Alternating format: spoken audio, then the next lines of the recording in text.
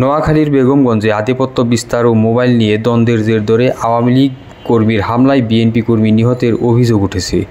রোববার রাতে উপজেলার দুর্গাপুর ইউনিয়নের রাজারপুর গ্রামে নিহতের মৃতদেহ দাফন করা হয়েছে।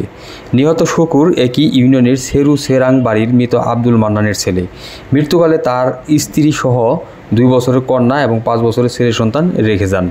পারিবারিক ও স্থানীয় সূত্রে জানা যায়, গত বৃহস্পতিবার রাতে রাজাপুর গ্রামের শুকুরকে নিজ বাড়ির সামনে রাস্তার উপরে একটি মোবাইল চুরির ঘটনাকে কেন্দ্র করে সালিশি বৈঠকের পর হোসেন মাহমুদ সুফল ও অভিসহ আরও স্থানীয় কয়েকজন যুবক মিলে মারধর করে।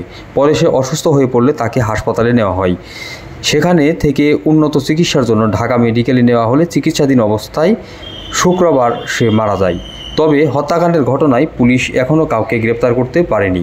বেগমগঞ্জ থানার অফিসার ইনচার্জ দেওয়ান লিটন জানান, নিহত পরিবারের পক্ষ থেকে থানায় একটি অভিযোগ দায়ের করা হয়েছে। অভিযোগের প্রেক্ষিতে লাশ উদ্ধার করে মর্গে পাঠানো হয়।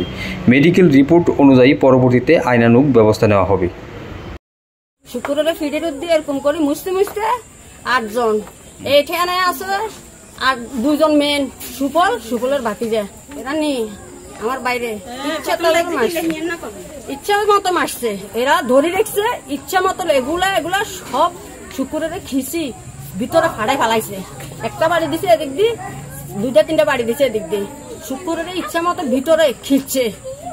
এই সুফল এবং কি অভি এর সেতুভাঙা রিপনের শিল্ডারে 17 বছর অনেক জ্বালাতন দিচ্ছে এলাকার মানুষের, এবং কি পাশাপাশি অস্ত্র ব্যবসা করে।